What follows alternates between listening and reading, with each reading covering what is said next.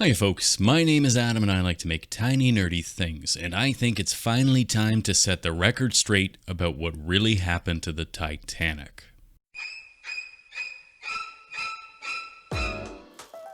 And of course, to do that, I'm going to need to make a big aluminium armature for a 4,000 foot tall oceanic monster and put it on a big round base.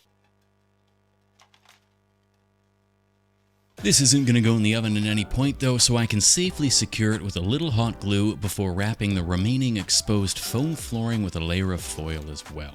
I can then thicken up the top of the shiny metal statue before cracking out the most delicious looking of all my sculpting materials, monster clay. This stuff is a wax-based sculpting medium, so I can toss it in the microwave to soften it up into a nice gooey consistency that can then be slapped onto the armature to build up the basic form.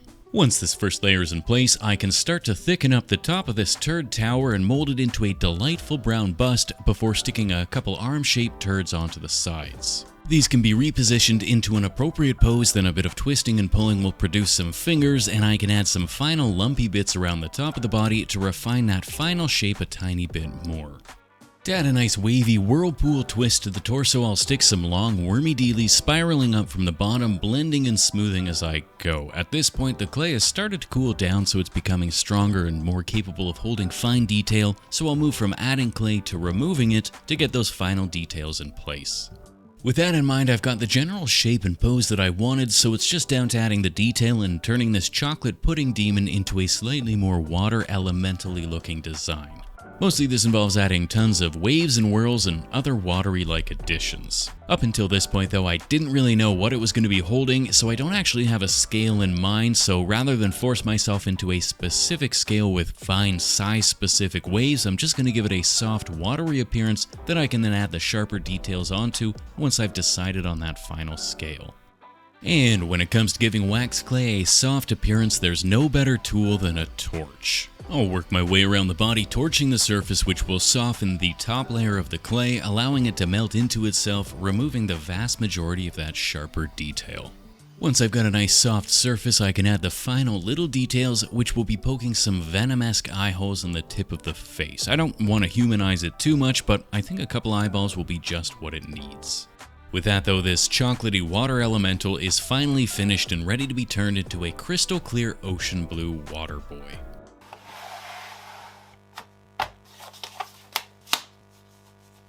To make this brown beast into a blue boy, I'm going to need to create a mold, so I'm going to coat the entire surface in a couple layers of brush-on silicone. As far as I'm concerned, this stuff is magical, and it lets you do some incredible things, assuming you're not an idiot that doesn't think ahead.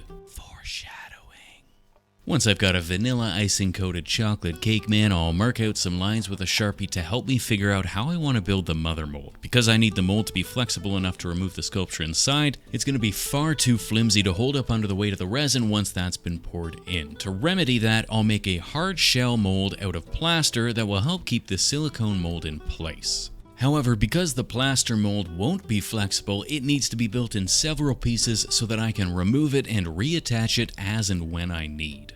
To do this, I'll build the back of the mold first, then wrap it in some cling film to ensure that the front of the mold doesn't stick to it.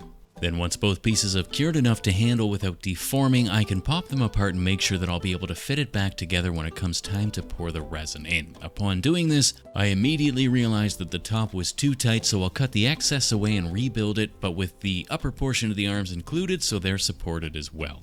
Finally, I've got a 3-part plaster body cast that I can disassemble and reassemble to support the silicone mold within, so it's finally time to free the chocolatey center from that silicone mold. Now, I work alone in a little lightless studio, and I'm prone to talking to myself as I work, and as a rule of thumb, you can generally tell how confident I am in something by how quiet I am, so when I've been talking constantly through this entire process, it's a safe assumption that I don't know what the hell I'm doing. So I'll probably get like one shot at this, and then I'll have to cut it off. Fuck it. Let's do it anyways. My plan then, and though no one can see me, I just put that in air quotes, is to hang the mold upside down in a bucket so I can pour the resin in while keeping the base level. However, as I'm starting to put things together and plan it out a tiny bit more, I'm starting to realize that this is not going to work. I don't think that this is going to work. You see, the main problem is that gravity exists, and I've made the arms so they're pointing downwards. Or, when I want to pour the resin, they'll be pointing upwards. And in my limited experience, I've found that resin is generally heavier than air, so it tends to go down, not up, which means I don't have any way to pour the resin into the arms.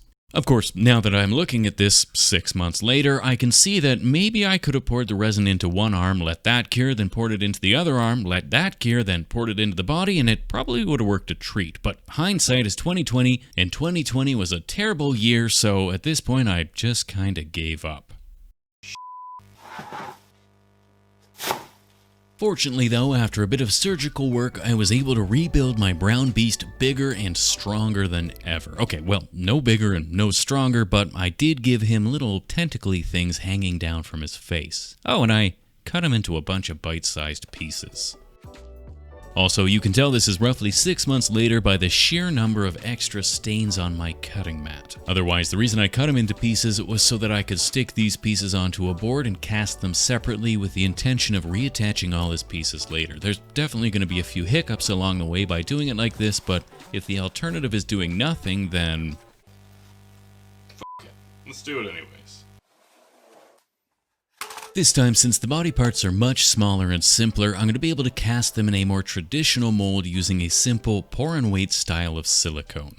Otherwise, once my silicone's set, I can free my mold from the frame before freeing the sculpture from the mold. Oh, yeah. With the exception of the tentacly bits, which obviously snapped off while removing the head, all the sculpts came out fine, and after a little cleanup I was left with 5 perfect little silicone molds ready to be filled with resin. However, before I fill said molds with resin, I need to figure out how much resin I'll actually need, which is done easily enough by filling a 2-liter bucket with water, then figuring out how much is left once I've fully filled each of the molds. With that simple math problem out of the way though, I can finally, 7.5 minutes into this stupid video, start mixing my resin. This is a 2-part deep pour epoxy that's probably way overkill for this particular project, but it's all I have left at this point, and I'm losing the will to finish this project, so it'll have to do. Otherwise, after an initial mixing, I can tint my ocean blue with just a touch of green. Another final mixing to make sure it's well and truly mixed, then it's into the molds. I'll pour it at an angle, making sure to coat the inside of the molds before filling them fully to reduce the likelihood of bubbles getting trapped on the surface. Then, after the requisite 72 hours, my resin is cured and I've got 5 lovely ocean blue body parts ready to be removed from the silicone. A little elbow grease and lots of prayer, and I'm able to pull the resin free, and apart from the tentacles failing to fill with resin, all my pieces are looking damn near perfect. At this point, all I need to do then is stick my body parts together. Now there's a substantial gap between the 2 halves of the torso as a result of the resin shrinking ever so slightly as it cured, which means I'll need to use something thick to fill the gap, and I figured some 5-minute epoxy would do the trick. And it does. However, I was so excited that I mixed it so violently that it's roughly 95% bubble, and it's set so fast that I have no way to remove the bubbles. Unfortunately, this ends up being a bit of an eyesore, but I'm going to pretend that he's got indigestion and this was intentional. Since the rest of the body parts fit a bit more snugly, a dab of UV resin cured through the transparent body is plenty strong. Otherwise, once the head's attached, I can make some tentacles. To make my tentacles, I'm going to put my heat gun on a wooden plank, then set it to high and pass a length of acrylic rod back and forth through the hot air to soften it enough that I can twist and coil it in a natural tentacly fashion before snapping the excess off. To attach them, I'll flip the elemental upside down, then stick the tentacles in place with another dab of UV resin to glue it to the broken bits before flipping everything right side up again and adding a bit more resin to hide the connection point. With the tentacles in place, I took the whole thing outside and sanded the sides flat and smooth since they were covered in bubbles from the silicone mold, as well as the bottom since I wanted to add lights later, and the frosted resin's going to help to disperse said lighting. Finally, to fill the gaps and bring back that glossy surface, I'll mix up some more 5-minute epoxy and squish it into the seams between the body parts before using my fingers to spread it over the entirety of the body. Normally this would hide the finer detail since it's a thick resin, but there isn't really all that much detail here to hide, so I think we'll be okay. Otherwise, after a lot longer than 5 minutes, my 5-minute clear coat is finally cured and my water elemental is pretty much good to go. All I need to do then is add the waves, but before I do that, I want to make them a little boat to hold.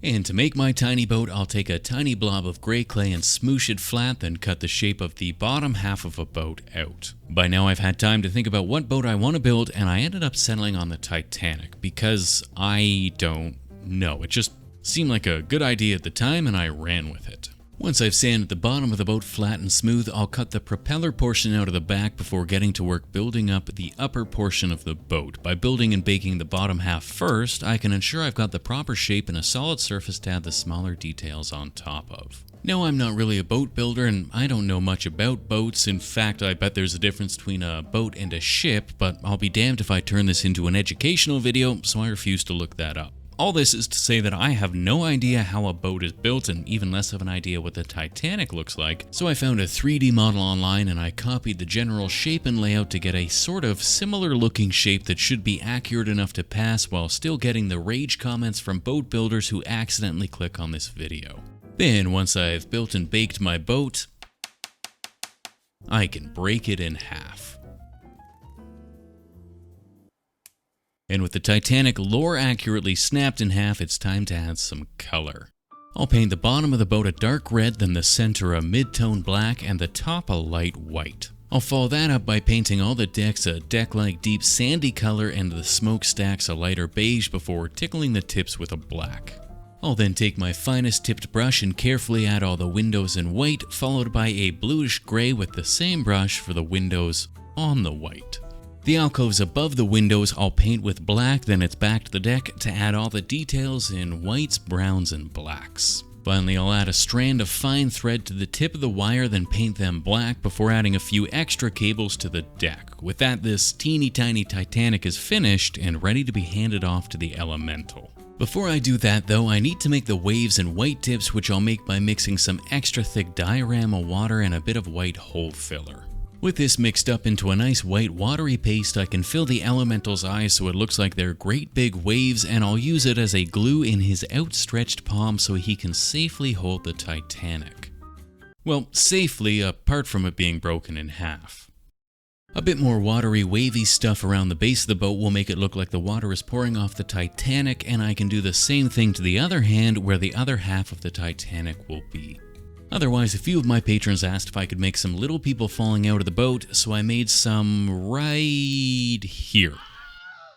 Otherwise, with the boats in place, I can use a little stir stick to gently tap the rest of the white wavy paste semi-strategically around the base of the elemental and a short way up its torso. To be entirely honest, I think I preferred it without the white at all, but I think it helps to sell the turbulent swells that would likely be the result of a 4,000 foot tall elemental bursting out of the ocean. Finally, I'll add a tiny bit of cotton ball cotton to the back of the boat and paint it with a varnish to make that last bit of water blowing away in the wind. With that though, our elemental is all but done. However, I wanted to take advantage of the translucent body and add some lights. I've had these battery-powered string lights for some time, and this exact set has shown up in a few videos already. Now, admittedly, that's not relevant to this video at all, but it does give me a good reason to put links to those videos on the screen in the hopes that you'll go watch those as well.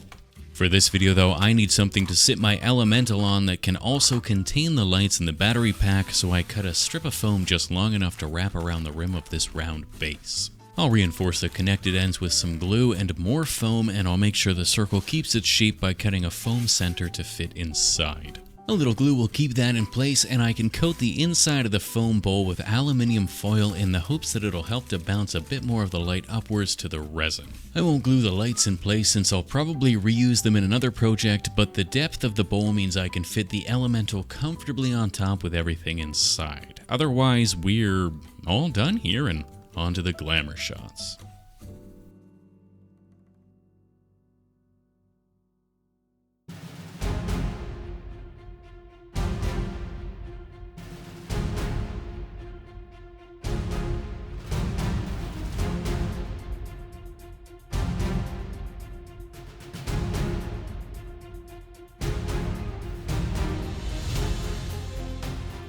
As always, a big old thank you to the fine folk over on Patreon, and a special hey how are ya to the newest of them. Jay, Anthony Rotella, Sudsiest Elk, Witsy's Loving Wife, Fraser Keel, Ali, Bunfet Fitz, Tony, H. Fox, Luna Vengeance, Pidwidgeon, Robert J., A Wild Goulet, The Destroyer, and Terissa.